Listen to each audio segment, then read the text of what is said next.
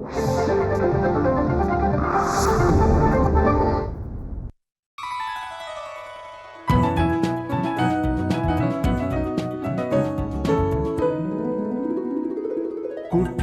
जन्मला, कसे वाढला, कैसे घडला तुम्ही, कैसे घडला तुम्ही. कुठली स्वप्ने आकांक्षा हृदय जपता तुम्ही. काय साधले, काय हरपले, सारे जाणून घ्याया, सारे जाणून घ्याया. हा सृजन वेध, सृजन वेध, सृजन वेध, सृजन वेध, सृजन वेध, सृजन वेध, सृजन वेध, सृजन वेध, सृजन वेध.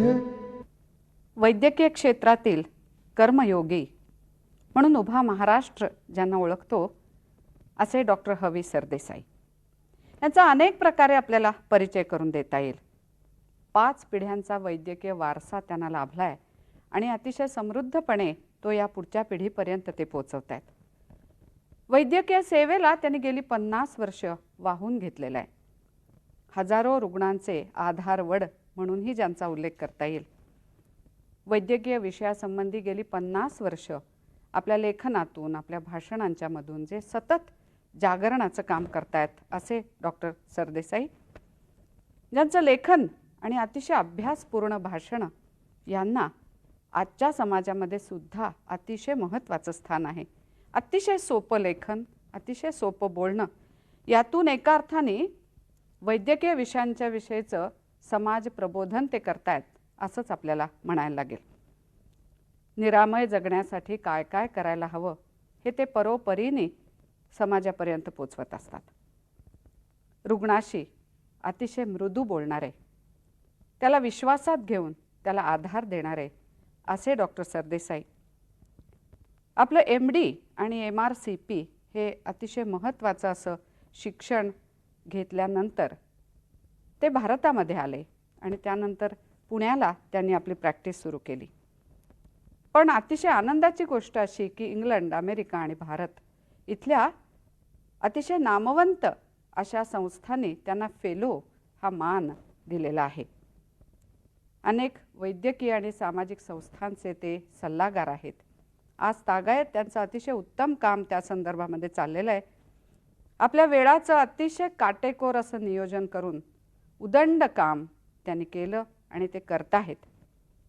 गेली 50 वर्ष रुग्णांच्या मनामध्ये ज्यांच्याविषयी अतिशय आदराचं स्थान आहे, अतिशय प्रेमाचं स्थान आहे असे डॉक्टर सरदेसाई, ख्यातनाम विद्वान, धन्वंतरी.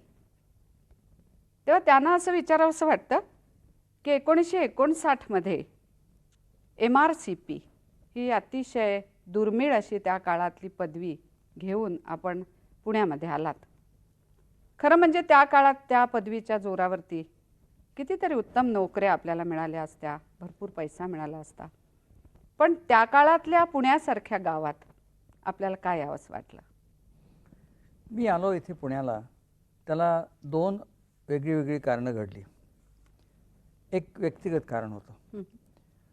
माझे वडील सरकारी नोकरीतून निवृत्त होऊन पुण्याला स्थायिक झाले होते. त्यांची तब्येत बरी नसे, त्यांना पुष्कळ मधुमेह होता. माझ्या मातोश्रींना ब्लड प्रेशरचा आजार होता आणि माझं असं लक्षात आलं की त्या 2 वयस्क लोकांना कोणीतरी मदत घेणारं त्यांच्याबरोबर राहणं आवश्यक आहे.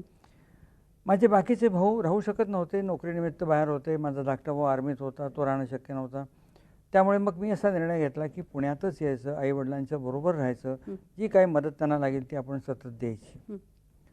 दुसरंही एक कारण असं होतं की माझ्या असं लक्षात आलं की वैद्यकीय क्षेत्रामध्ये होणारी खूप मोठ्या प्रमाणामध्ये क्रांतीच ज्ञानाची जगामध्ये होती आहे, पण ती आपल्या लोकांच्यापर्यंत येऊन पोहोचवली पाहिजे. आपल्या देशातल्या, महाराष्ट्रातल्या, पुण्यातल्या.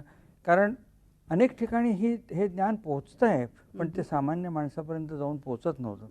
आणि म्हणून पुण्यातच यावं, पुण्यातच प्रॅक्टिस करावी असं ठरवून मी 59 साली पुण्याला आलो. पण तिथे जे आपण ज्ञान मिळालं आपल्याला, त्याचा जसाच्या तसा उपयोग भारतामध्ये, महाराष्ट्रामध्ये, पुण्यामध्ये होईल असं आपल्याला वाटलं का? नाही. तिथली एकंदरच सगळी समाजव्यवस्था वेगळी आहे, आजार वेगळे आहेत. ते समृद्ध राष्ट्र तेव्हाही होतं. आपल्यासारखे आजार, आपले बरेचसे आजार अज्ञानातून, बरेचसे आजार दारिद्र्यातून, गर्दीतून झालेले असे तिथे आजार नसतेच. पण एक गोष्ट आपण त्यांच्याकडनं शिकू शकतो की कुठल्याही विषयाचा अभ्यास कसा करायचा, आणि ते तिथून मी शिकून आलो की कुठल्याही आपण जर वैद्यकीय व्यवसाय म्हटला तर आलेल्या रुग्णाचा अभ्यास आपण कसा करू शकतो, त्याचं त्याला झालेलं ते कसं ओळखू शकतो, आणि मग आपल्या देशाला जे परवडेल मानवेल त्या तऱ्हेच्या उपाय आपण इथे कसे योजू शकतो. तेव्हा ज्ञान मिळवण्यापेक्षा ज्ञान कसं मिळवायचं हे तिथून शिकून आलो. वा. तुमच्या संबंधी रुग्णांना अधिकाधिक विश्वास वाटावा यासाठी त्या सुरुवातीच्या काळामध्ये तुम्हाला काही वेगळे प्रयत्न करावे लागले का? काही नक्कीच करावे लागले. एक महत्त्वाची गोष्ट अशी करावी लागली की अनेक ठिकाणी जाऊन, विशेषतः ज्या ज्या काही वैद्यकीय संस्था होत्या त्यांच्यामध्ये जाऊन आपल्या जो जो काही तिथे विषय चर्चेला जात असे त्याच्यात जाऊन भाग घेणं, त्याची तयारी करणं. कारण तसा मी पुण्याला नवखा होतो, पुण्याला मला कोणीही ओळखत नव्हतं. तर पुण्याच्या वैद्यकीय क्षेत्रामध्ये येऊन इथे मी कोणीतरी आहे असं मला सिद्ध करून देणं भाग होतं. त्यासाठी खूप प्रयत्न केले आणि ते यशस्वी झाले. कारण काही काळातच लोकांना कळून चुकलं की बाबा एक विविध विषयांच्यावरती बोलणारा असा एक नवा माणूस पुण्यात आलेला आहे, आणि तसं प्रत्येक नव्या आलेल्या माणसाला करणं आवश्यकच आहे. तुमची रुग्णसेवेची पद्धत अगदी वेगळी आणि वैशिष्ट्यपूर्ण आहे. एकतर रुग्णांना विश्वास निर्माण व्हावा असं आपलं रुजू बोलणं असतं, किंवा त्यांच्या मनामध्ये कुठेतरी एक निशंकपणा असावा असा वेळ आपण त्यांना देऊ शकता. या संदर्भामध्ये आपल्याला काही आपल्या गुरूंच्याकडून मिळालं होतं का? अगदी निश्चित. या बाबतीत मी असं म्हणेन की मी फार नशीबवान मनुष्य आहे. ज्या ज्या शिक्षकांच्या हाताखाली मी काम केलं त्यातल्या काही शिक्षकांनी माझ्यावरती जे संस्कार केले ते घेऊनही मी आजही चाललो आहे. माझे नावच घेऊन सांगायचे तर म्हणेन, एक डॉक्टर J.K. मेहता नावाचे जे शिक्षक होते ज्यांच्या हाताखाली मी पहिल्यांदा काम केलं, ते हॉस्पिटलमध्ये आलेल्या प्रत्येक रुग्णाला बहुमानार्थीच बोलायचे आणि आम्हाला सांगायचे की हा माणूस रस्त्यावरचा असेल पण ते हॉस्पिटलच्या बाहेर, इथे तो रुग्ण आणि तुम्ही डॉक्टर, तो गरीब असो तो श्रीमंत असो, तो सुशिक्षित असो तो अक्षरशत्रू असो, लहान असो मोठा असो, स्त्री असो पुरुष असो, तो रुग्ण आहे, त्याला त्याच्या मानाचं स्थान हे तुम्ही दिलं पाहिजे. त्यांनी तुमचा बहुमान केला आहे कारण तो तुमच्याकडे आला आहे, याच्यात तुमचा बहुमान त्यांनी केला. आता त्याचा बहुमान करणं तुमच्या हातात आहे. आणि ह्या तऱ्हेने त्यांनी आम्हाला शिकवलं आणि ते माझ्या मनामध्ये अजूनही आहे. आणि मला असं वाटतं की रुग्णसेवेची सगळी अंग त्या माझ्या वेगळ्या वेगळ्या शिक्षकांच्याकडूनच मी शिकलो. आणखीन एक असं वेगळेपण आहे की नाही म्हटलं तरी रुग्णाच्या मनामध्ये जिज्ञासा असते, आपल्या दुखण्याबद्दलची एक जिज्ञासा असते, काही अडाणीपण असतं, अर्धवट माहिती असते. या सगळ्याबद्दल आपण त्याला भरपूर बोलू देता आणि एका अर्थानं त्याचं सांत्वन करण्याचाही प्रयत्न करता आणि शांत त्याला करण्याचाही प्रयत्न करता. तर हा एवढा वेळ त्याला द्यावा हे अलीकडच्या काळात तर फार दुर्मिळ आहे. तर हे कसं काय जमवतं आपण? जर एखाद्या रुग्णाला आपल्याला उपाय करायचाच आहे तर त्याचं गणित माझ्या मनामध्ये असं असतं की हा रुग्ण माझ्याजवळ समजा महिन्यातून अर्धा तास असेल तर बाकीचे 29 दिवस आणि 23.5 तास तो त्याच्या स्वतः बरोबर आहे.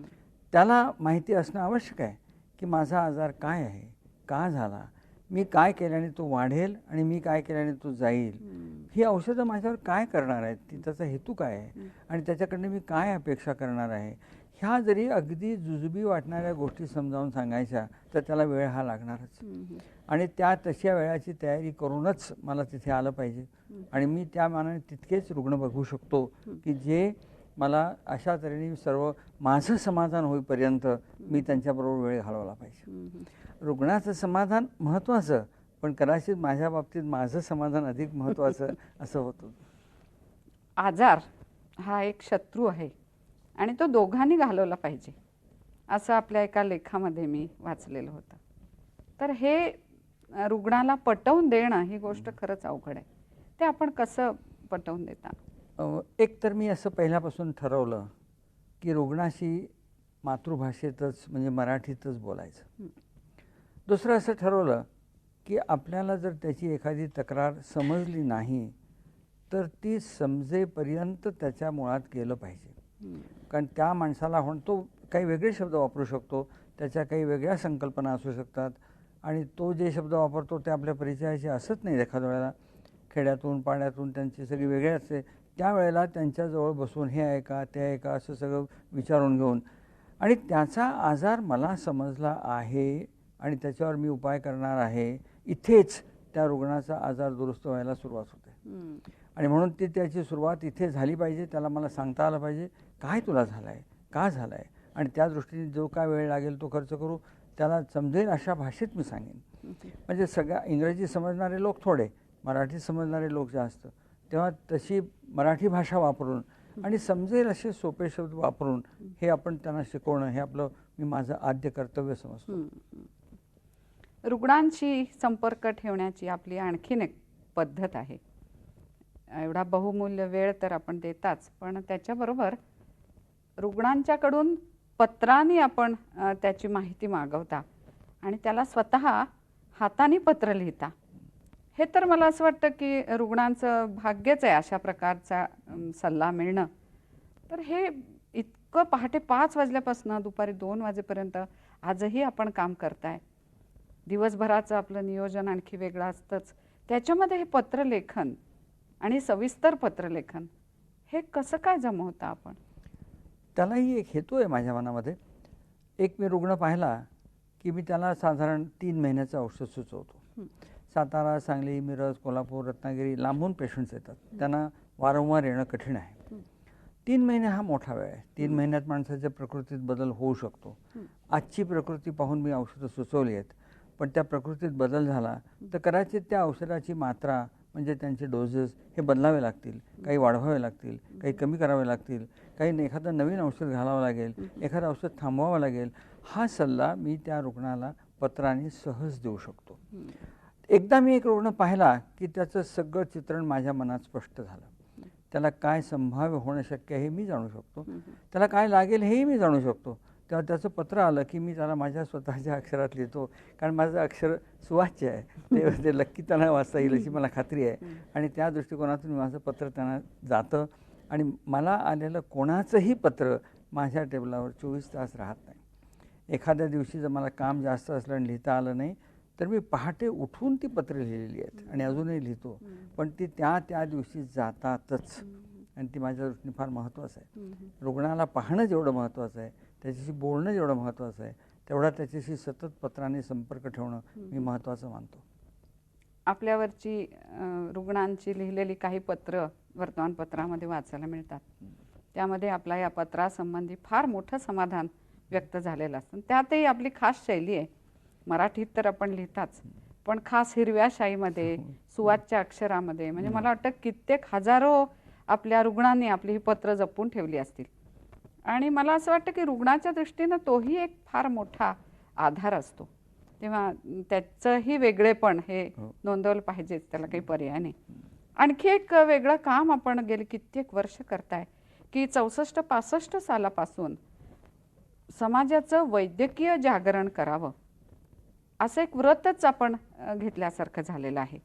अनेक गोष्टींचं अज्ञान असतं, आजही आहे. आज खूप मोठ्या प्रमाणामध्ये अशा प्रकारे डॉक्टर्स लिहित आहेत, पण आपण ते 64-65 सालापासूनच सुरू केलं.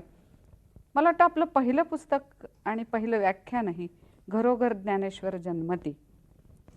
तर हे ज्ञानेश्वर जन्मती ही कल्पना आपल्या मनामध्ये कशी आली आणि ती समाजासमोर कशी सांगावीशी वाटली आपल्याला? वैद्यक क्षेत्रामध्ये जी काही प्रगती होत गेली त्यात 1960 सालच्या सुमाराला असा एक क्रांतिकारक विचार आला की लहान मुलांच्या वाढीवर जर लक्ष दिलं तर त्यांचा, ज्याला आपण इंटेलिजन्स कोशंट म्हणतो किंवा बुद्ध्यांक म्हणतात, हा वाढवणं शक्य आहे. त्याच्यावर प्रथम सगळं काम अमेरिकेत झालं, मग स्वीडनमध्ये झालं, मग इंग्लंडमध्ये झालं, मग सगळीकडे व्हायला लागलं. पण तेव्हा असं माझ्या लक्षात आलं की हे ज्ञान आपल्या समाजात पोचणं फार जरुरीचं आहे. कारण संबंध जगाचा इतिहासच असं दाखवतो की जो समाज दुसऱ्या समाजापेक्षा बुद्धीने वरचढ होता तोच टिकला, तो जिंकला, त्याची संस्कृती मागे राहिली. आणि आपली संस्कृती किती चांगली असेल पण आपण जर त्या दुसऱ्या येणाऱ्या संस्कृतीला तोंड देऊ शकलो नाही तर आपण नामशेष होऊ. त्या भीतीने मी हे आधी व्याख्यान दिलं की वसंत व्याख्यानमालेमध्ये हे व्याख्यान मी दिलं की आपल्या मुलांची बुद्धी आपण वाढवू शकतो. आणि त्या व्याख्यानाला काय मथळा द्यायचा तर माझ्या लहान वयात मला वाचल्याचं आठवलं की श्री म माट्यांनी एक लेख लिहिला होता, देशोदेशीचे ज्ञानेश्वर. जिथे जिथे कोणी कोणी अगदी लहान वयामध्ये अलौकिक काही प्रतिभा दाखवली त्यांच्यावरचा तो लेख होता. तिथून तो शब्द मी उचलला, ती वाङ्मय चौर्य म्हटलं तरी चालेल की देशोदेशीच्या ज्ञानेश्वरांसारखेच तुमच्या घरोघरी तुम्ही ज्ञानेश्वर निर्माण करू शकता. आणि म्हणून घरोघरी ज्ञानेश्वर जन्मती. आणि त्यामध्ये मेंदूचा विकास कसा होतो, आपण कसा करू शकतो. आणि मेंदू ही एक माणसाच्या शरीरातली अजब गोष्ट अशी आहे की त्याची सगळी वाढ वयाच्या 3.5 वर्षापर्यंत पुरी होते. तेव्हा जे प्रयत्न करायचे ते लहान वयातच केले पाहिजे, पुढे करून उपयोग नाही. मेंदूची वाढ 3.5 वर्षापर्यंत पुरी होते आणि बुद्धिमत्तेची जवळजवळ 80% वाढ वयाच्या 6 वर्षापर्यंतच पुरी होते. तेव्हा त्यानंतर फक्त त्या बुद्धिमत्तेला चालना कशी द्यायची एवढंच बाकी राहतं. तर हे सगळं त्या पुस्तकामध्ये मी सांगितलं. सुदैवाने भाषा सोपी होती, लोकांना समजलं, अतिशय लोकांना आवडलं. त्यांनी दाद फार चांगली दिली. त्याच्या 8-9 प्रतीने आवृत्त्या निघाल्या आणि त्याही आजही त्याला पुष्कळ लोकांच्याकडनं मागणी आहे. अशी त्या घरोघरी ज्ञानेश्वरची कथा आहे. या छोट्या ज्ञानेश्वराच्या कथेवरनं मला आठवलं की आपले वडील आणि आपले आजोबा दोघेही संस्कृत पंडित होते. ह्यामुळे आपल्याला काय लाभ झाला, कारण एकीकडे वैद्यकीय शिक्षण आणि दुसरीकडे अतिशय उत्तम असा संस्कृतचा अभ्यास. तर ह्याचा आपण अभ्यास कसा केला, आपल्याला लाभ काय झाला त्यांच्या असण्याचा? माझे आजोबा डॉक्टर नरहर गोपाळ सरदेसाई हे ह्या भांडारकर प्राच्यविद्या मंडळाचे संस्थापकापैकी एक होते. माझे वडील ICS होते, पण संस्कृतचा गाढा अभ्यास होता. आता ह्याचा मला पुष्कळ फायदा असा झाला की अगदी सुरुवातीच्या काळात जेव्हा एखादा रुग्ण माझ्या डोळ्या देखत देवाघरी जाई तेव्हा असा प्रश्न पडे की 1 मिनिटापूर्वी जिवंत असणारी ही व्यक्ती आता मृत झाली म्हणजे झालं काय. कारण वैद्यकशास्त्र हे नाही सांगू शकत. वैद्यकशास्त्र एखादी व्यक्ती मृत झाली तर कशी ओळखायची हे सांगेल, पण जगणं म्हणजे काय आणि मरणं म्हणजे काय हे वैद्यकशास्त्राच्या पलीकडे आहे. तेव्हा ही आपल्याला आलेली एक प्रकारची एक क्युरिओसिटी म्हणेन, ती कशी पार पडावी याकरता मी माझ्या वडिलांना आजोबांना विचारलं. आणि त्यांनी सांगितलं ह्याची उत्तरं उपनिषदात आहेत, तुम्ही स्वतः ती वाचली पाहिजेत आणि तुम्ही त्याचा अर्थ काढला पाहिजे. कारण शब्दांचे अर्थ शब्द वापरणारा वेगळा असतो आणि वाचणारा वेगळा घेतो. तेव्हा त्याचा बरोबर अर्थ जर तुम्हाला समजला तरच ते कळणार आहे. तेव्हापासून अर्थात मूळतः संस्कृतमध्ये गोडी होती, वाचन होतं. मॅट्रिकपर्यंत आम्ही मॅट्रिक होणारे विद्यार्थी होतो. आमच्या नंतर मग SSC सुरू झालं. तर आम्हाला संस्कृत हा विषय कंपल्सरी होता, म्हणजे आम्हाला त्याला काही तसा न घेऊन चालायचा नाही. चांगलं संस्कृत होतं या घराण्यातल्या पूर्वपीठिकेमुळे. पुढे शास्त्राकडे गेलो, पण मग परत संस्कृतकडे वळणं फार कठीण गेलं नाही. आणि मग त्याचा अभ्यास केला, मग पुष्कळ वाचन केलं. भांडारकर इन्स्टिट्यूटमध्ये मला खूप मदत मिळाली. तिथले ग्रंथपाल मंजूळ त्यांनी मला खूप मदत केली. आणि मग जो मधला दुवा तुटला होता तो सगळा पुरा भरून काढला. त्याचा मला अतिशय फायदा झाला. कोणकोणत्या ग्रंथांचं विशेष वाचन झालं त्या काळात? सुरुवातीला जे काही जगन्मान्य ग्रंथ आहेत त्याच्याबद्दल फार क्युरिओसिटी होती. किंवा आपल्याला सगळ्याला शाकुंतल ही गोष्ट माहीत आहे, पण मग असं काय त्या नाटकात आहे की ज्याच्यामुळे ते वाचल्यावर लक्षात आलं की ती प्रतिभा अलौकिक आहे. किंवा मृच्छकटिक नाटक, ती गोष्ट सगळ्यांना माहिती आहे, परंतु प्रत्येक पान वाचताना आता पुढे काय होणार हे त्यांनी जे काही केलं ते अगदी अलौकिक होतं. मला तर असं वाटतं की माझ्या जीवनाचं सार्थक कादंबरी वाचनाने झालं. ज्या वेळेला कादंबरी बाणभट्टाची वाचली थक्क झालो. कसं वर्णन करावं, काय करावं, भाषा कशी वापरावी, अलौकिकच आहे. मला असं वाटतं की जर आपण हिंदुस्थानात जन्मलेले आहोत, हिंदुस्थानात वाढलेले आहोत, तर जे काही आपलं अक्षरवाङ्मय आहे हे आपल्याला समजलं पाहिजे. भगवद्गीता मी रोज वाचतो. आणि त्या रोज वाचण्यामध्ये मला त्या गीतेतलं संस्कृत त्या मनाने फार सोपं आहे. ते मला असं वाटतं शाळकरी विद्यार्थ्यांना सुद्धा समजावं. पण त्याच्यातून जो काही एक जीवनाचा दृष्टिकोन दिलेला आहे अलौकिक आहे आणि तो आपल्याला सगळ्यांना उपयोगी आहे असं माझं मत आहे. या संस्कृतचा मग आयुर्वेदाच्या अभ्यासासाठी उपयोग झाला का? मी स्वतः आयुर्वेदाच्या पुस्तकं वाचून फारसा अभ्यास केलेला नाही, पण प्रश्नच नाही, त्याचा उपयोग तो होतोच. पण आता ज्यांना समजा कोणालाही संस्कृत तितकंसं येत नसेल, सुदैवाने आता मूळ संस्कृत पुस्तकांची पुष्कळ सहज सोप्या भाषेत समजतील अशी इंग्रजीत आणि मराठीत सुद्धा भाषांतरं चांगली आहे. आता या बाणभट्टांच्या कादंबरींचंच उदाहरण घेतलं तर दुर्गा भागवतांनी त्यांचं एक अप्रतिम भाषांतर केलेलं आहे. मी तर असं म्हणेन प्रत्येक मराठी माणसाने ते वाचावंच, कळेल तरी खरं कसं असतं ते. आपल्यामध्ये हा एक असा अनोखा संगम आहे बरं का, म्हणजे पाश्चात्य विद्या आणि भारतीय शास्त्र म्हणू, अध्यात्म म्हणू, या दोन्हीचा संगम आपल्या वाचनामध्ये असतो. याबरोबरच आणखीन एक गोष्ट झाली, योगविद्येचा अभ्यास आपण केला आणि तीही खरं म्हणजे अनोखीच गोष्ट होती, कारण एकीकडे जोरात प्रॅक्टिस होती आणि त्या काळामध्ये योगविद्येचा अभ्यास कसा केला, कोणत्या हेतूने केला? हे जसं उपनिषद वाचून त्याचा अर्थ कळणं कठीण होतं आणि ते विचार माझ्या मनात घोळत असतानाच एक अशी घटना घडली. स्वामी चक्रजित नावाचे एक गृहस्थ मला भेटायला आले.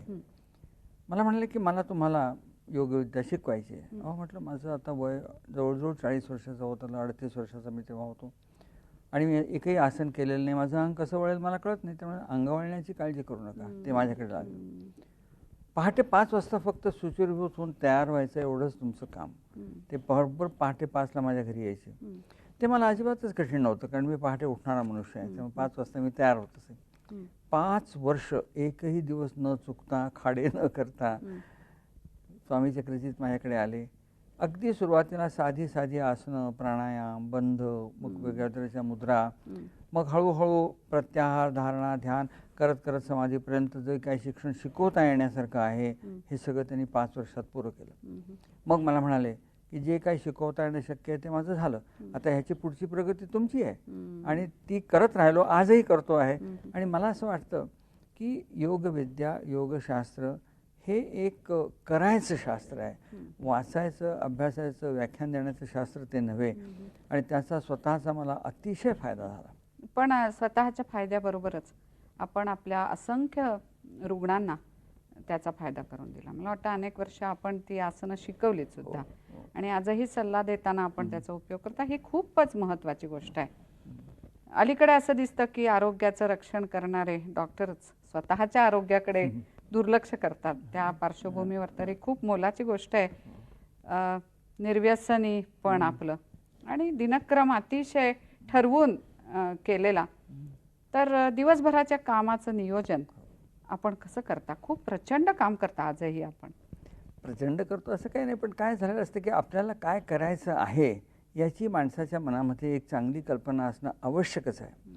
त्याला मी म्हणतो की मनाची ती मूलभूत गरज समजतो मी की वेळापत्रक ठरलं पाहिजे.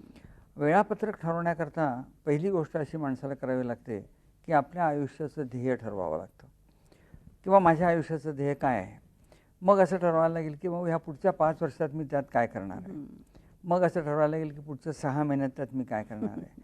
आणि मी रात्री झोपायला जाईन तेव्हा माझ्या मनात स्पष्ट विचार असतो की उद्याच्या दिवसात मी त्यातलं काय करणार आहे. मिळालेला प्रत्येक सेकंद मी त्यामध्ये घालवू शकतो. त्यामुळे माझ्या आत्तापर्यंतच्या आयुष्यामध्ये असं मला कधीही जाणवलं नाही की आता मी काय करू, कारण काय करायचं आहे माझं ठरलेलं आहे. आणि मला असं वाटतं की हे प्रत्येकानेच केलं पाहिजे, नाहीतर तुमचं मन शांत राहणार नाही, कंटाळा येईल, अस्वस्थपणा येईल. तो जर टाळायचा असेल तर आपली वेळापत्रक ठरलं गेलंच पाहिजे. मला वाटतं की प्रत्येकाने लक्षात ठेवावं अशाच प्रकारचं हे आपलं सांगणं आहे. आणि आपण हे सारखं सांगत असता तरी देखील अजून सगळ्यांना ते पटतंच असं नाही.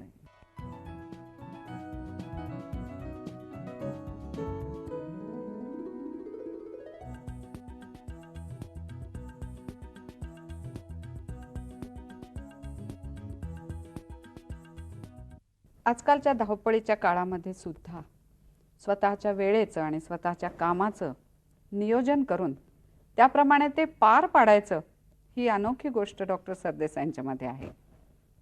त्यामुळे खरोखरच त्यांच्या व्याख्यानांच्या मधून ते जे सांगतात, त्यांच्या लेखनामधून ते जे लिहितात, ते सगळं ते स्वतः सांभाळत असतात. ही गोष्ट मला फार मोलाची वाटते. डॉक्टर, माझे रुग्ण हीच माझ्या जीवनातली सगळ्यात महत्त्वाची गोष्ट आहे असं आपण नेहमी म्हणता. म्हणजे मला असं वाटतं की दुसरी कोणतीही गोष्ट रुग्णसेवेमध्ये आपली येऊ शकत नाही. आजच्या एकूण जगाकडे बघितलं तर ही सुद्धा गोष्ट खूप दुर्मिळ आहे असंच म्हटलं पाहिजे.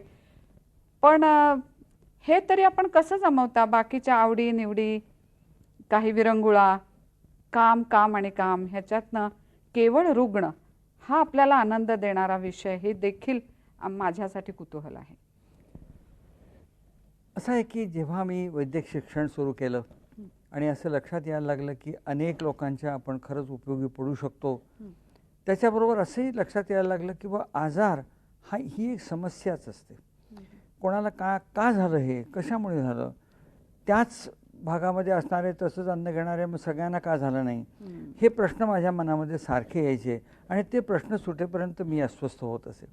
तर माझ्या असं लक्षात आलं की आपण एखाद्या रुग्णाचा पूर्ण अभ्यास करणं ही गोष्ट स्वतःच्या मनाला अतिशय शांती देणारी आहे. त्यातूनही घरात संस्कार नेहमी लहानपणापासून असेच होते की जे काही तुम्ही कराल ते तुम्ही तुमचं तनमन धन ओतूनच केलं पाहिजे. अर्धवट काही करता कामा नये, ते करण्यात अर्थ नाही. आणि केवळ एखाद्या पैशासाठी, मानसन्मानासाठी किंवा दुसऱ्या कशासाठी काही करायचं नसतं, तर चांगलं काम करण्याकरता काम करायचं असतं. हा बाणा लहानपणापासून मी माझ्या वडिलांच्यात पाहिला, आजोबांच्यात पाहिला, आईंच्यात पाहिला, सगळ्यांच्यात पाहिला आणि तो माझ्यामध्ये त्यामुळे उतरला आहे असं मी समजतो. मला स्वतःला असं वाटतं की त्याच्यातच माझं सगळं आयुष्यातलं समाधान आहे. त्यामुळे इतर विरंगुळा काही नकोच वाटतो, त्याची आवश्यकताच वाटली नाही. कधी असं वाटलं नाही किंवा कंटाळा आला बाबा आता जाऊ दुसरीकडे काहीतरी, किंवा कुठे दुसरीकडे बघायला जाऊ किंवा नाटक सिनेमा पाहू किंवा गप्पा मारायला कोणाकडे जाऊ, असं कधी मला वाटलंच नाही आजतागायत. डॉक्टर, आपल्या एवढ्या 50 वर्षांच्या व्यवसायामध्ये जिथे आपली अंतःप्रेरणा कामी आली, म्हणजे तुमच्यासमोरचे कागद वेगळं सांगतायत आणि तुमचं मन वेगळं सांगतंय आणि त्यामुळे तुम्ही काही फार चांगले निर्णय देऊ शकलात, अशा काही आठवणी सांगा. अशा पुष्कळ आहेत, पण तुम्हाला एक दोन सांगतो. एक स्त्री साधारण 40 वर्षाची माझ्याकडे एकदा आली. ती म्हणाली की डॉक्टर, मी तुमच्याकडे आले आहे, पण थोडीशी शर्मिंदी होऊन आली आहे, कारण मी तुम्हाला दाखवण्याच्या आधी पुष्कळ डॉक्टरांना दाखवलं आणि एकूण एक सगळ्या डॉक्टरांनी मला असं सांगितलं की तुमचा हा मानसिक आजार आहे, तुम्हाला काही झालं नाही, एक प्रकारचा भ्रम आहे. काय होतं बाई तुम्हाला? त्या बाई म्हणाल्या की मला असं सारखं वाटतं की माझे केस माझ्या कपाळावर येत आहेत आणि ते येतात म्हणून मी आपला तो हाताने ते दूर करायचा प्रयत्न करते. मला लोक विचारतात तुम्ही काय केलं? म्हटलं केस दूर केलं. केस कुठे आले होते? केस आलेच नव्हते. आणि मला असं जेव्हा वाटतं तेव्हा मी जेव्हा आरशात जाऊन बघितलं आहे तेव्हा सुद्धा खरंच केस आलेले नव्हते, पण मला ती भावना नक्की आहे डॉक्टर, मी तुम्हाला खरं सांगते. आता त्या बाईच्याकडे एकंदर पाहून आणि मला असं वाटलं की ही बाई काही मुद्दामहून लक्ष वेधण्याकरता ही गोष्ट करत नाही आहे, खरंच तिला काहीतरी होत आहे. आणि सामान्यपणे असं ऐकून सगळ्यांना वाटलं की ही बाई केवळ आपलं लोक इतरांचं माझ्याकडे लक्ष जावं ह्या कारणाने करते आहे आणि म्हणून ते मानसिक आहे. पण मी तिला अतिशय काळजीपूर्वक तपासलं आणि तिचे डोळे मी तपासले तेव्हा माझं असं लक्षात आलं की ह्या बाईच्या मेंदूमध्ये एक गाठ आहे आणि ती गाठ विशिष्ट प्रकारची असावी असा मला तर्क झाला. ती सधन कुटुंबातली बाई होती आणि मी तिला म्हटलं की तुझ्या मेंदूत गाठ आहे याची मला खात्री आहे, जरी कुठल्याही बाहेरच्या तपासणीत ती दिसत नसली. तिचा नवरा म्हणाला मी तिला विलायतीला घेऊन जाऊ शकतो, तुम्ही जर तसं म्हणत असाल तर, पण तुम्ही जरूर जा कारण माझी खात्री आहे. आणि म्हणून ते माझ्या केवळ सांगण्यावरून तिला लंडनला घेऊन गेले. तिथे त्याने तो ट्यूमर शोधून काढून टाकला. आज ही घटना घडून 25 वर्ष झाली. ती बाई अजूनही मला दर 6 महिन्याने दाखवायला येते आणि ते संबंध कुटुंब अतिशय त्या दृष्टीने माझ्याशी कृतज्ञतेने वागतात आणि हा मला फार एक अतिशय आनंदाचा क्षण वाटतो. दुसरी अशी एक गोष्ट मी तुम्हाला सांगतो. अशीच एक तरुण मुलगी, तिचा गुडघा दुखत असे म्हणून ती अनेक डॉक्टरांच्याकडे फिरली. डॉक्टरांना असं वाटलं की त्या गुडघ्यामध्ये काही आजार असेल, त्या गुडघ्याला प्लास्टर काहीने केलं, TB असेल, अमकं असेल, काही केला तिचं दुखणं थांबेना. आणि मग अशा वेळेला, आता ही गोष्ट बरीच जुनी आहे, त्यावेळेला डॉक्टर मोटवानी पुण्यामध्ये सर्जन होते. मला असं लक्षात आलं एक आपण म्हणतात तसं काही इंट्युशनने किंवा ह्या बाईच्या जांघेतून खाली जाणारी फेमॉरल नर्व जे आहे त्याच्यात काहीतरी दोष असला पाहिजे. ज्या अर्थी गुडघ्यात दुखतं असं ती म्हणते. आता एक गोष्ट पुष्कळ डॉक्टरांच्या बाबतीत अशी होते की जर एखादा रुग्ण म्हणाला मला त्रास होतोय आणि जर आजार सापडला नाही तर हा मानसिक आहे असं समजण्याचा ग्रह होतो. आणि तिथे मात्र माझा फार वेगळा दृष्टिकोन आहे. मला असं कधीही वाटत नाही की एखादा रुग्ण काहीतरी खोटंच सांगतो असं मला कधीही वाटत नाही. त्याला काहीतरी कारण असतंच, कमी जास्त प्रमाणात असेल पण शारीरिक काहीतरी दोष असतोच. म्हणून त्या मुलीला गाडीत घातलं आणि डॉक्टर, ती मुलगी म्हणजे त्यावेळेला 24-25 वर्षाची होती. डॉक्टर मोठवानींनी सांगितलं, म्हटलं मला असं वाटतं की तिची ती फेमॉरल नर्ववर दाब येतो आहे. त्यांनी माझ्या देखत तिला तपासलं आणि म्हणाले चला आपण तिला लगेच जहांगीर नर्सिंगमध्ये घेऊन जाऊ. आम्ही तिला तसेच घेऊन गेलो आणि डॉक्टर मोठवानींनी माझ्या डोळ्या देखत ऑपरेशन करून तो फेमॉरल नर्वचा येणारा प्लाग तिथल्या तिथे दुरुस्त केला आणि वर्षानुवर्ष दुखणारं तिचं दुखणं लगेच गेलं.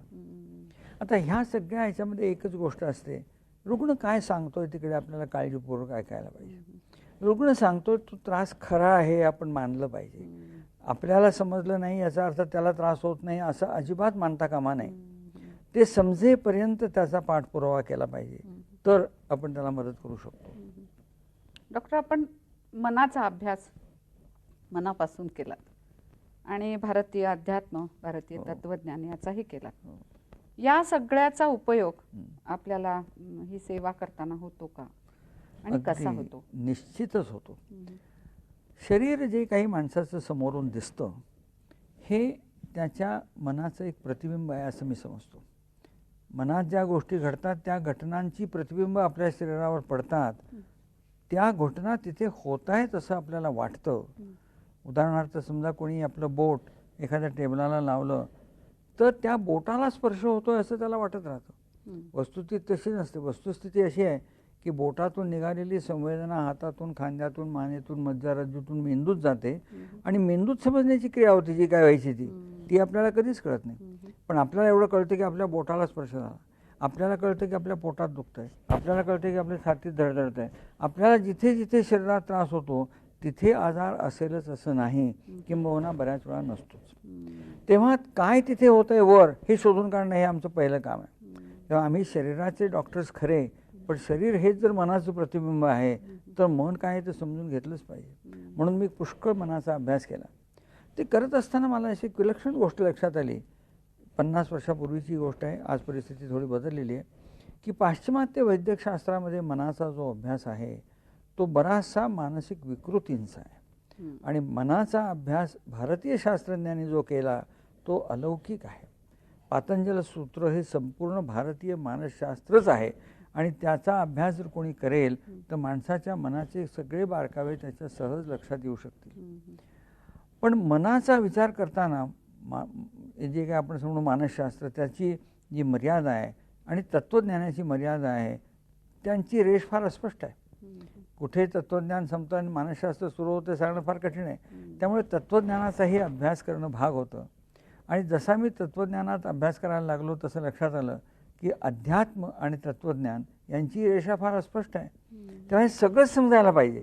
अध्यात्म समजला पाहिजे, तत्त्वज्ञान समजलं पाहिजे, मन समजलं पाहिजे, तरच शरीर समजेल, नाही तर शरीर समजणारच नाही.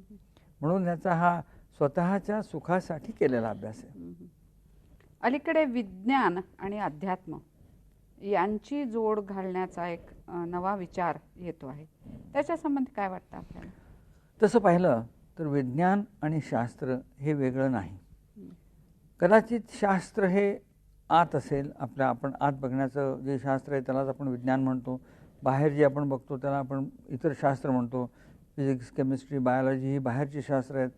पण त्याच्यात एक सगळ्यात महत्त्वाचा मुद्दा असा आहे की सुसूत्र विचारसरणीला जे पटेल तेच मानणं.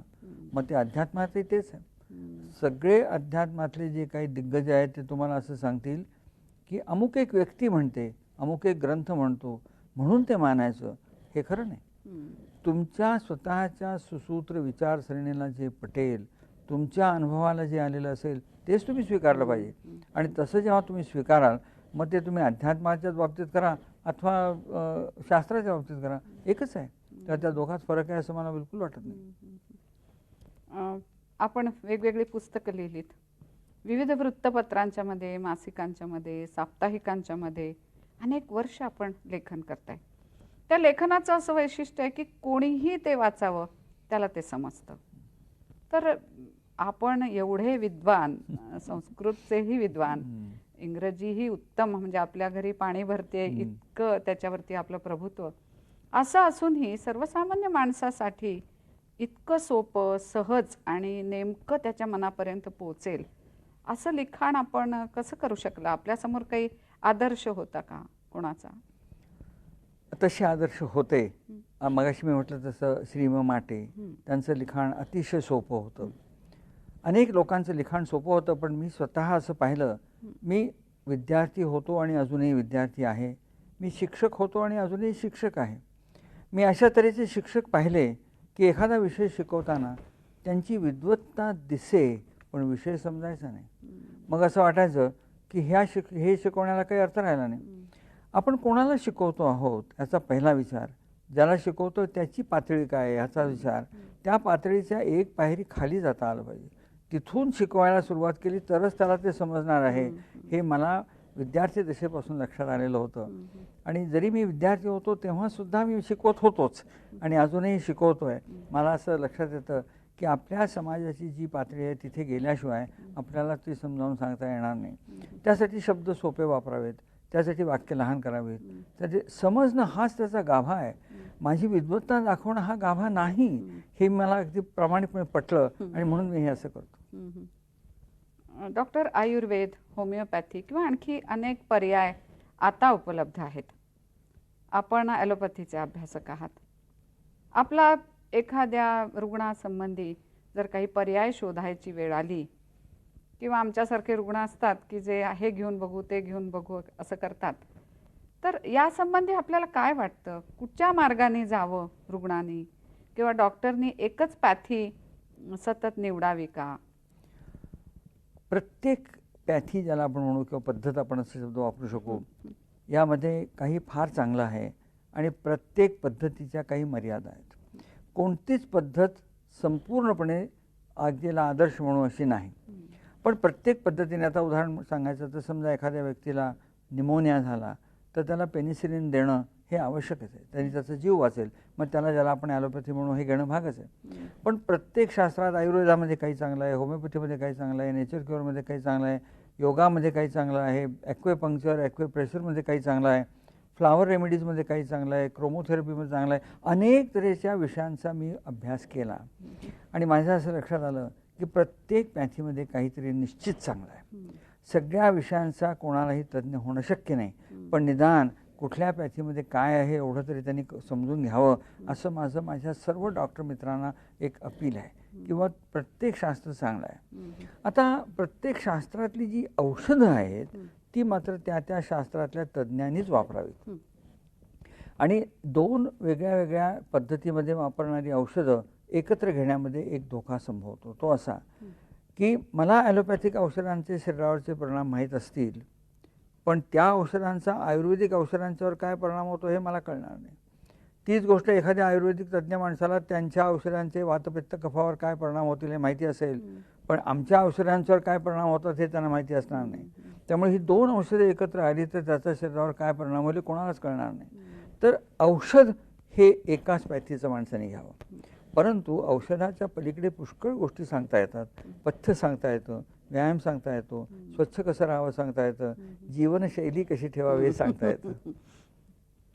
आज वैद्यकीय शिक्षण जे दिलं जातं त्या वैद्यकीय शिक्षणामध्ये एक परिपूर्णता आहे असं आपल्याला वाटतं का? किंवा आजच्या संदर्भामध्ये एवढ्या 50 वर्षांच्या शिक्षक म्हणून असलेल्या अनुभवानंतर, आणि मला तर असं वाटतं की मुळात आपण 100% शिक्षक वृत्तीच आहे आपल्यामध्ये, तर आज वैद्यकीय शिक्षण घेणारा कसा असावा विद्यार्थी, किंवा कसा डॉक्टर तयार व्हावा, या संबंधी आपलं काय मत आहे? माझं ह्याच्याबद्दल थोडंसं वेगळं मत आहे. मला असं वाटतं की प्रचलित शिक्षण पद्धती ही आपण ब्रिटिशांच्याकडनं उचललेली आहे. म्हणजे ते उचलणं भाग होतं, कारण दुसरा काही तेव्हा पर्याय नव्हता. पण आता आपण जागे झालेले आहोत आणि आपल्याला असा विचार करायला नक्कीच सवड आहे की आपल्याला जास्त चांगली शिक्षण पद्धती अनुसरता येईल का? तर नक्कीच येईल. वैद्यकीय शिक्षणाबद्दल बोलायचं तर असं आपण प्रथम केलं पाहिजे की आपल्या समाजाला डॉक्टर कसा हवा याचं एक सर्वेक्षण आधी केलं पाहिजे, किंवा सर्वसामान्य माणसाला, सुशिक्षितांना, अशिक्षितांना, श्रीमंतांना, गरिबांना कसा डॉक्टर हवा आहे. मग असं लोक म्हणू शकतील की आम्हाला असा डॉक्टर हवा की जो आमचे प्रश्न समजून घेईल, आम्हाला त्याचं उत्तर सांगेल. मग कम्युनिकेशन हा एक विषय वैद्यकशास्त्रात असलाच पाहिजे, की तुम्ही कोणाशी बोलताना कसं बोलाल, कसे शब्द वापराल, काय सांगाल, दुसऱ्याला किती समजतंय, तुम्हाला कळतंय की नाही, तुम्ही कसं बघाल, हा विषय जर तुम्हाला शिकवला नाही तर आज जगामधल्या मोठ्या मोठ्या ठिकाणी सुद्धा डॉक्टर मंडळी काय बोलतात हे पेशंट्सना कळत नाही. अमेरिकेत असे अभ्यास झाले, भाषेचा प्रश्न नव्हता, दोघांना इंग्रजी येत होतं, तरीसुद्धा डॉक्टर्स लोक त्यांच्या एक विशिष्ट तांत्रिक भाषेमध्ये काही बोलायला लागले की ते लोकांना कळेनासं होतं. पण तिथे अज्ञान कसं दाखवायचं म्हणून ते बाहेर पडतात आणि डॉक्टरांनी सांगितलेलं असतं की हा आजार फार गंभीर आहे. रुग्ण बाहेर पडताना त्याला वाटतं मला काहीच झालेलं नाही किंवा उलटं, अशा तऱ्हेचे प्रकार व्हायला लागतात. दुसरी गोष्ट अशी की ह्या प्रत्येक जी याला आपण पॅथी म्हणू, पद्धत म्हणू, त्याची तोंड ओळख तरी प्रत्येक डॉक्टरला असलीच पाहिजे. म्हणजे मग तो काय म्हणेल, सर्दी, खोकला, ताप, पडसा आहे ना, मग त्याला मी काहीतरी साधं एखादं चाटण, एखादं होमिओपॅथिक गोळी देऊ शकतो. निमोनिया झाला आहे मग अँटीबायोटिक वापरलाच पाहिजे. मोठा काहीतरी ऑपरेशनची पाळी आहे मग ॲलोपॅथिक शास्त्राकडे गेलंच पाहिजे. कुठली पद्धत कुठे वापरायची हे समजण्याचं ज्ञान प्रत्येक डॉक्टरला आलंच पाहिजे. आणि तुम्ही कोणाला वैद्यकीय शाळेमध्ये प्रवेश देता, आज फक्त एकच गोष्ट आहे की परीक्षेत मिळालेले मार्क, त्या मुलाचा स्वभाव कसा आहे, त्याचं डिव्होशन कसं आहे, त्याची बॅकग्राऊंड कशी आहे, तो वैद्यकशास्त्राच्यावरती किती अवलंबून आहे. त्याला कमवायला आता उद्यापासून सुरुवात करण्याची आवश्यकता असेल तर त्याची वृत्ती वेगळी असेल, आणि त्याला बुवा ठीक आहे मी 2-4 वर्ष थांबू शकतो अशी वृत्ती असेल तर त्याची वृत्ती वेगळी असेल. अशा सगळ्या गोष्टींचा विचार करूनच लोकांना वैद्यकशास्त्रात प्रवेश द्यावा, त्यांचं शिक्षणक्रम असे ठेवावेत असं माझं मत आहे. पण हे असं सगळं शक्य आहे असं वाटतं आपल्याला? मला वाटतं शक्य आहे, थोडासा प्रयत्न करावा लागेल. आता एक साधं उदाहरण सांगतो. आपल्याकडे वैद्यकीय शिक्षण हे सगळं वेगळ्या वेगळ्या हॉस्पिटल्समध्येच दिलं जातं. परंतु 1970 साली, फार जुनं नाही आहे, 30-35 वर्षापूर्वीची गोष्ट आहे, त्यावेळेला आयर्लंडनी असा प्रयोग केला की वैद्यकीय शिक्षण पेशंटच्या घरी जाऊन करायचं. आता तिथे काय करतात, तिथे डॉक्टर्स आणि 2-3 विद्यार्थी पेशंटच्या घरी जातात. मग तिथे बघतात परिसर कसा आहे, अस्वच्छता किती आहे, तो माणूस काय खातो, तो जेवतो कसा, आपण त्याला देतो ती औषधं त्याला परवडणार आहेत की नाही, किंवा काय त्याच्यामध्ये प्रश्न पडतो. आणि ते जेव्हा विद्यार्थी बघतात आणि मग त्यांच्याकडे जसा तेव्हा रुग्ण येतो तर त्यांची दृष्टिकोन वेगळा आहे. आज आमच्या हॉस्पिटल्समध्ये शिकून बाहेर आलेला डॉक्टर, त्याला असं वाटतं की आलेल्या रुग्णाचं रक्त तपासणं, फोटो काढणं, एन्जिओग्राफी करणं हे सहज होतं, ही गोष्ट बाहेर अशक्य आहे हे त्या विद्यार्थ्यांना समजलं पाहिजे. तेव्हा हा वैद्यकीय शिक्षणाचा भाग हॉस्पिटल्स आणि कॉलेज याच्यामधून न राहता तो समाजात गेला पाहिजे, मगच लोकांना ते कळेल. खूप व्यापक आणि सूक्ष्म असा हा आपला विचार आहे. आम्हाला रुग्णांना अलीकडे असं वाटतं बरं का की पूर्वीचे डॉक्टर्सचे फक्त नाडी बघून परीक्षा करत असत, आणि आता कोणत्याही डॉक्टरकडे गेलं तर असंख्य प्रकारचे आम्हाला रिपोर्ट्स त्यांच्याकडे घेऊन यायला लागतं. त्याच्यामध्येही पुन्हा अनेक पर्याय असतात, आम्हाला त्यांना शरण जावं लागतं. थोडेसे आम्ही कटकटलेलेही असतो, त्याच्यामुळे भरडले जातो असंही कुठेतरी एक आमच्या मनात असतं. तर हे इतकं सगळं आवश्यक असतं का? आपण असं धरून चालू की एखाद्या डॉक्टरकडे 100 रुग्ण जर आले तर त्या 100रातल्या 90 रुग्णांना काय झालेलं आहे हे केवळ त्या रुग्णाचं ऐकून डॉक्टरला कळू शकतं. काय झालं, नुसतं रुग्णाशी संभाषण म्हणजे अजून रुग्णाला हातसुद्धा लावलेला नाही.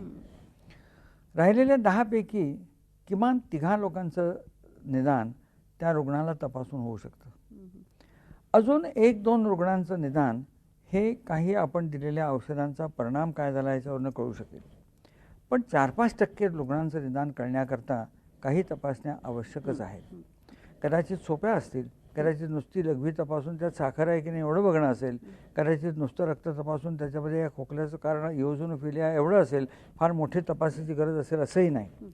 1% रुग्णांना विशेष तऱ्हेच्या तपासण्या नक्कीच लागतील.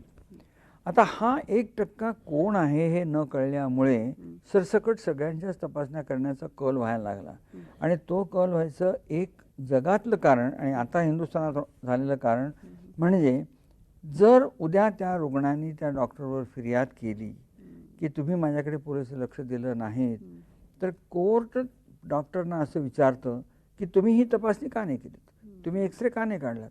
मग त्याला उत्तर काय द्यायचं. मग त्या 99 लोकांना गरज नव्हती हे उत्तर कोर्टात चालणार नाही, म्हणून सगळ्या 100 लोकांची तपासणी व्हायला लागली. ही गोष्ट समाजाच्या दृष्टीने हिताची नाही. पण आता ती दुरुस्त करणं कठीण आहे, पण शक्य आहे. त्याला एकच गोष्ट करायला हवी की व्यवसायावरचा आणि डॉक्टरांच्यावरची श्रद्धा ही परत येणं जरूर आहे. मग तो डॉक्टर जर असं म्हणेल की मला ह्याची गरज वाटते तर खरंच गरज आहे, आणि मला जर गरज वाटत नाही तर त्याची गरज नाही, ही गोष्ट तेवढीच खरी आहे. पण ती श्रद्धा आज कमी होते, उरली नाही असं नाही मी म्हणणार, पण कमी होते असं आपल्याला वाटत नाही का. हो, मग याला कोणता घटक जबाबदार आहे. कधीही टाळी एका हाताने वाजत नाही. काही अंशी डॉक्टरांचंही चुकत आहे, काही अंशी समाजाचंही चुकतं आहे. ज्या गोष्टी डॉक्टरांनी आपल्या ज्या स्वतःच्या डिव्होशननी आत्मीयतेने काम करायला पाहिजे तसं काम न झाल्यामुळे, आणि व्यवसाय हा एक आपला आयुष्याचं एकमेव गोष्ट आहे असं न समजल्यामुळे तो भाग बदलला. रुग्णही डॉक्टरांच्या थ्रू बघायला लागले की ही गोष्ट हा माणूस कशा करता करतोय, कारण तो काय दुधखुळा माणूस नाही, त्याला कळू शकतं की हा डॉक्टर आपल्याला सांगतो तो कशासाठी सांगतोय. म्हणूनच व्यवसाय करण्यापूर्वी त्या हा माणूस व्यवसाय करायला योग्य आहे की नाही हे बघण्याची यंत्रणा उभारली पाहिजे. केवळ त्याला परीक्षेत मार्क मिळाले म्हणून तो डॉक्टर झाला ही गोष्ट बरोबर नाहीच आहे. एखाद्या व्यक्तीला एखाद्या परीक्षेत मार्क जरी मिळाले नाहीत तरी त्याच्यात असे पुष्कळ गुण असू शकतील की तो डॉक्टर होण्यास योग्य आहे. ते ओळखणं आणि अशा व्यक्तीला घेणं ही गोष्ट अधिक महत्त्वाची ठरेल. डॉक्टर, आपले विचार आणि एकूण झोकून देऊन आपण जे काम करत आहात त्या कामाचा झपाटा, त्याची वेगवेगळी अंग बघितली की एक प्रश्न मनात येतो, तो असा की इतकं विविधांगी काम करणं आपल्याला कसं जमलं. कारण सांसारिक पातळीवरती पाहिलं तर आपण अतिशय सुखी आहात, आपल्या आईवडिलांची सेवा आपल्याला करता आली, आपली मुलं डॉक्टर आहेत, आपल्या पत्नी डॉक्टर आहेत, तेव्हा हे सगळं आपल्याला करता यावं यासाठी आपल्या पत्नी डॉक्टर कुंदाताई यांनी खूप मोठा त्याग केला असेल, तर त्यांच्या सहभागाबद्दल काही सांगा ना. एवढं तर मी निश्चितच म्हणेन की जे काही मी करू शकलो हे केवळ माझ्या पत्नीमुळेच करू शकलो. घर सगळं सांभाळलं आहे तिने, मुलांना तिने वाढवलं आहे, मुलांना तिने मोठं केलं आहे. माझी मुलं डॉक्टर झाली, मोठी शिकली. माझी मुलगी MSc ला पहिली आली, कॉम्प्युटर्समध्ये ती मोठी शिकते. माझा नातू बोर्डात आला, मुलगा बोर्डात आला, सगळे हे झाले. हेचं सगळं श्रेय माझ्या पत्नीकडे आहे. कारण तिने घरात लक्ष दिलं. स्वतः डॉक्टर होती, परंतु डॉक्टरी व्यवसाय थोडा वेळ केला, अजूनही करते, अजूनही माझ्याबरोबर दवाखान्यात येते, काही काळ काम करते, पण घर चालवते. माझ्या आईवडिलांची सेवा तिने केली. मी तिथे होतो आणि केवळ वेळ आणि पैसा तिला उपलब्ध करून दिला, पण शारीरिक सेवा करण्याचा भाग सगळा तिने केला. आणि तसंच माझ्या मुलांची सगळी वाढ तिने केली. आणि अशी जर साथ मला मिळाली नसती तर हे जे काही मी केलं ते करताच मला शक्य नसतं. आणि त्यामुळे मला दुसऱ्या कुठल्याही गरजा शिल्लक राहिल्या नाहीत. मनात काय आलं ते तिच्याशी बोलायचं, मनात काय हवं असेल तर तिला सांगायचं. आणि आता तर मी काही न सांगताच तिला सगळं कळत असतं, त्यामुळे कपडेसुद्धा कुठले केव्हा घालायचे हे तीच ठरवते. सगळं त्या दृष्टीने ती करते. आणि माझ्या यशस्वी संसाराचं आणि जर काही बाहेर यश मिळालं असेल त्याचं रहस्य माझ्या पत्नीत आहे. वा डॉक्टर, आपलं सौख्य हे आपल्या उत्तरामध्ये आम्हाला स्पष्ट दिसतंय.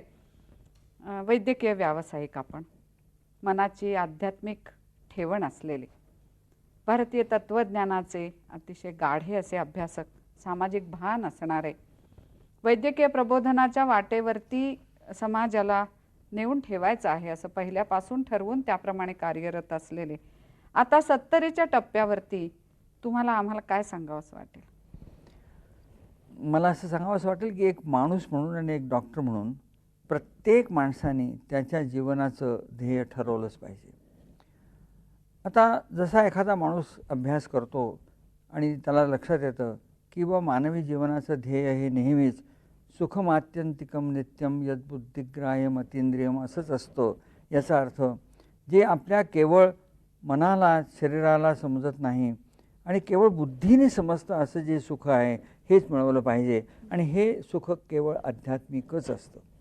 प्रत्येक माणसाची आध्यात्मिक प्रगती होणं शक्य आहे, तो फार मोठा विद्वान नसेल, त्याची गरज नाही, मनातून तळमळ त्याला असल्यामुळे झालं. जर तो असं त्याची आध्यात्मिक प्रगती करून अशा इतपत स्थितीपर्यंत येऊन पोहोचला की मला जसं शरीर आहे तसं इतरांना आहे, मला जसं मन आहे तसं इतरांना आहे, मला जसं दुःख होतं तसं इतरांना होतं, मला जशा गरजा आहेत तशा इतरांच्या आहेत, तर त्या दुसऱ्यांच्या गरजांच्याकडे लक्ष देऊन तो स्वतःच्या गरजा भागवतो. हा समाज समृद्ध होतो, सुखी राहतो आणि अतिशय पुढे यशस्वी होतो. आणि माझं सगळ्यांना म्हणणं असं आहे की ही भारतीय तत्त्वज्ञानाची जगाला दिलेली सगळ्यात मोठी भेट आहे. ती आपण वापरूया, आपण जाणीव त्याची करून घेऊया आणि आपण सगळे आपल्या आध्यात्मिक प्रगतीकडे लक्ष देऊया. निरामय जीवन हा एक आपला अतिशय आवडता असा शब्दप्रयोग आहे. या निरामय जीवनाचं रहस्य खरं म्हणजे आपल्या चिंतनातून आणि आपल्या व्यक्तित्वातून आणि आपल्या कार्यातून सुद्धा आपण लोकांच्या समोर पोचवलं. त्यामुळे खरं म्हणजे एक अतिशय ज्यांना समोर ठेवून जगावं अशा डॉक्टरांच्या पैकी आपण एक आहात असं सर्व समाज म्हणतो, ते मी आपल्यापर्यंत पोचवलं.